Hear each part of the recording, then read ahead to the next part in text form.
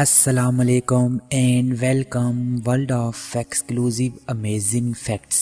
معزز ناظرین، آج کی ویڈیو میں آپ جانیں گے دلچسپ معلومات ہیکل سلیمانی کے حوالے سے۔ اگر آپ نے پچھلی ویڈیو تابوت سکینہ نہیں دیکھی تو اس کا لنک ڈسکرپشن میں موجود ہے۔ ویڈیو شروع کرنے سے قبل نئے دیکھنے والوں سے گزارش ہے آپ چینل کو سبسکرائب کیجئے اور بیل آئیکن کو ضرور دبائیے گا، کیونکہ جب بھی میں کوئی نئی ویڈیو اپلوڈ کروں گا اس کا نوٹیفیکیشن آپ کو مل جائے گا۔ ہیکل سلیمانی در حقیقت ایک مسجد یا عبادت گاہ تھی جو حضرت سلیمان علیہ السلام نے اللہ کے حکم سے جنات سے تعمیر کروائی تھی تاکہ لوگ اس کی طرف منہ کر کے یا اس کے اندر عبادت کر سکیں۔ ہیکل سلیمانی کی تعمیر سے پہلے یہودیوں کے ہاں کسی بھی باقاعدہ ہیکل کا نہ کوئی وجود تھا اور نہ ہی کوئی تصور۔ اس قوم کی بدوں والی یا خانہ بدوش زندگی تھی۔ ان کا ہیکل صرف ایک خیمہ تھا۔ اس خیمے میں تابوت سکینہ رکھا ہوا تھا جس کی جانب یہ رخ کر کے عبادت کیا کرتے تھے۔ جب حضرت داؤد علیہ السلام کو بادشاہت عطا ہوئی تو آپ نے اپنے لیے ایک باقاعدہ محل تعمیر کروایا۔ ایک دن آپ کے ذہن میں خیال آیا کہ میں خود تو محل میں رہتا ہوں جبکہ میری قوم کا قبلہ آج بھی خیمے میں ہے۔ بائبل کی روایت ہے جیسے بادشاہ نے کہا میں تو دیودار کی شاندار لکڑی سے بنے ہوئے ایک محل میں رہتا ہوں مگر خداوند کا تابوت ایک خیمے میں پڑا ہوا ہے۔ چنانچہ آپ نے ہیکل کی تعمیر کا ارادہ کیا اور اس کے لیے ایک جگہ کا تعین کر لیا گیا۔ ماہرین نے آپ کو مشورہ دیا کہ اس ہیکل کی تعمیر آپ کے دور میں نامکمل ہے، آپ اس کا ذمہ اپنے بیٹے حضرت سلیمان علیہ السلام کو دے دیجئے۔ چنانچہ حضرت سلیمان علیہ السلام نے اپنے دور حکومت کے چوتھے سال میں اس کی تعمیر کا باقاعدہ آغاز کیا اور اس کی بناوٹ اور مضبوطی سے اندازہ کیا جا سکتا ہے یہ تعمیر انسانوں کی بس کی بات نہیں تھی۔ اتنے بھاری اور بڑے پتھر کو ان جنات کی طاقت سے چنا گیا تھا جن پر حضرت سلیمان علیہ السلام کی حکومت تھی۔ ہیکل کی پہلی تعمیر کے دوران حضرت سلیمان علیہ السلام اس دنیا سے رخصت ہو گئے تھے، لیکن جنات کو پتہ نہ چل سکا اور انہوں نے ہیکل کی تعمیر مکمل کر دی۔ یہ واقعہ آپ نے پہلے ضرور پڑھا ہوگا۔ حضرت سلیمان علیہ السلام کی روح اللہ نے دوران عبادت قبض کی تھی، لیکن اس کی ترکیب اس طرح سے بنائی گئی آپ لکڑی پر سر اور کمر رکھ کر عبادت میں مصروف تھے اور اس لکڑی کے سہارے سے ہی لگتا تھا آپ عبادت کر رہے ہیں، لیکن آپ کا وصال ہو چکا تھا۔ بہرحال یہ ہیکل بہت عالیشان اور وسیع و عریض تعمیر کی گئی تھی۔ حضرت سلیمان علیہ السلام کی وفات کے بعد اس میں 3 حصے کر دیے گئے۔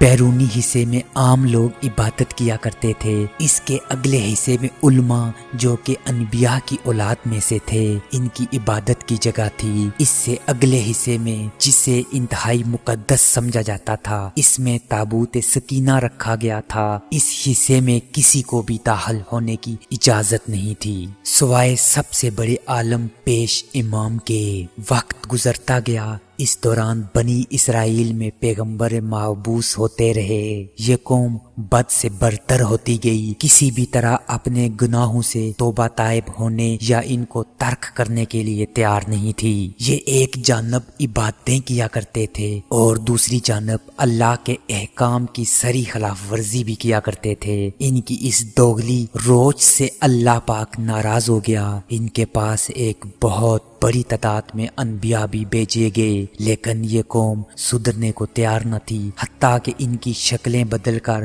بندر اور سور کی طرح بنائی گئی، لیکن یہ گناہوں سے باز نہ آئے۔ تب اللہ نے ان پر لعنت کر دی۔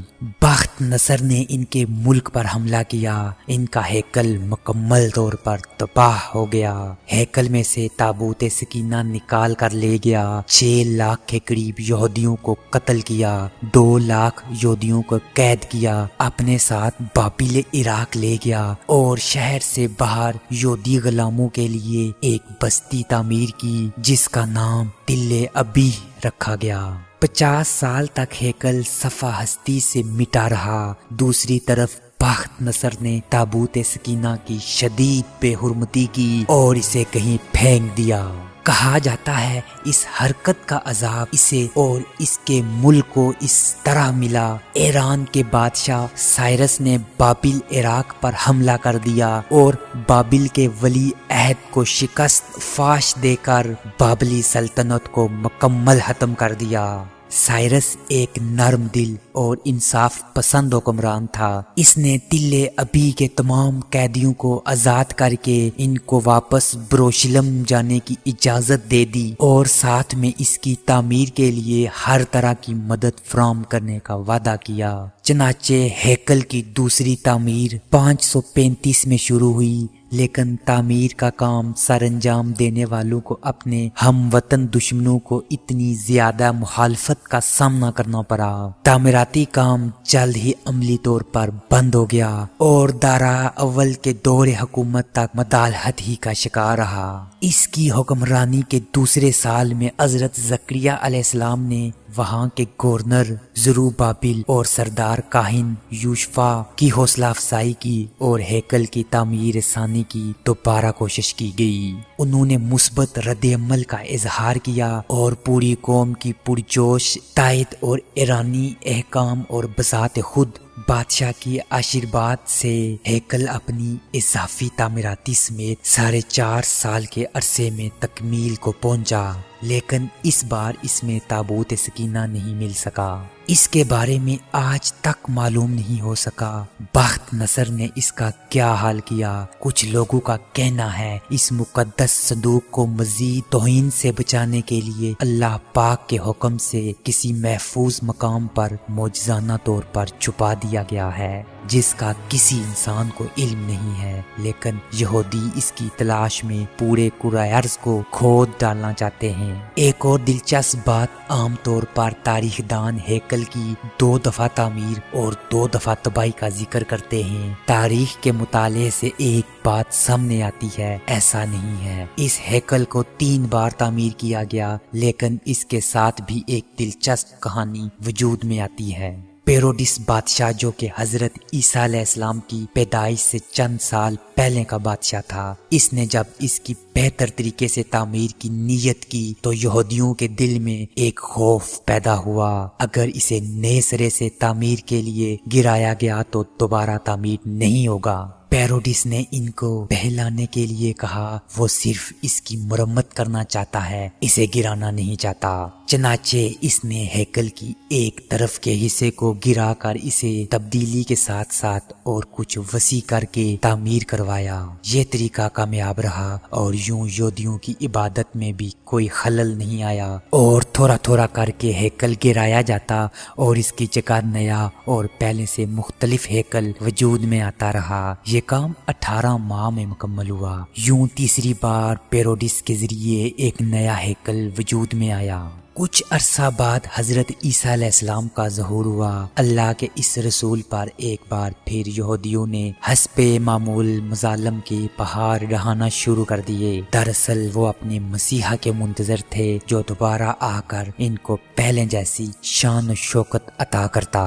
حضرت عیسیٰ علیہ السلام کے مصلوب ہونے کا واقعہ پیش آیا۔ آپ کے مصلوب ہونے کے 50 سال بعد ایک بار پھر یہودیوں پر اللہ کا عذاب نازل ہوا۔ اس بار اس عذاب کا نام ٹائٹس تھا۔ رومی جرنیل بابل کے بادشاہ بخت نصر سے بھی زیادہ ظالم ثابت ہوا۔ اس نے ایک دن میں لاکھوں یہودیوں کو تباہ کر دیا۔ پیروڈس کے بنائے ہوئے عظیم الشان ہیکل کی اینٹ سے اینٹ بجا دی اور یہودیوں کو ہمیشہ کے لیے یروشلم سے نکال دیا گیا۔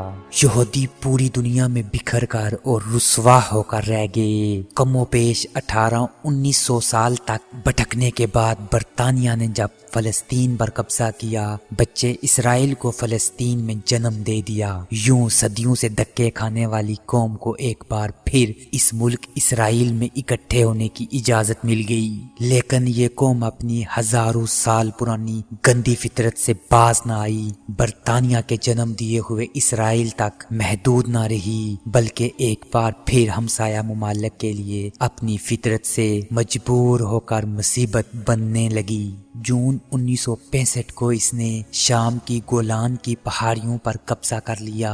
1968 में उर्दन के मगरबी किनारे पर काबिज हो गए। इसी साल मिस्र के इलाके पर भी कंट्रोल कर लिया।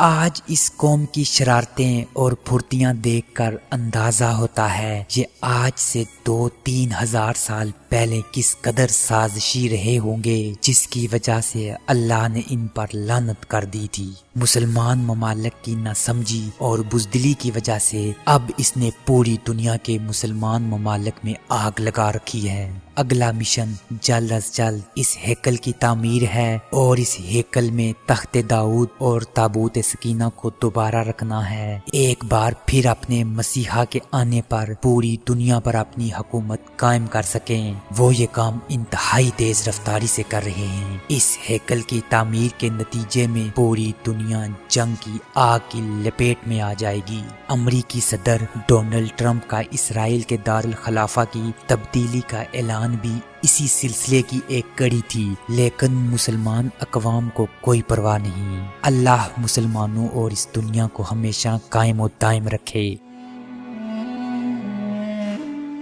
जी तो व्यूवर्स, कैसी लगी आज की वीडियो? आपसे होगी मुलाकात अगली वीडियो में। तब तक के लिए मुझे दीजिएगा इजाज़त। अल्लाह नेगेबान।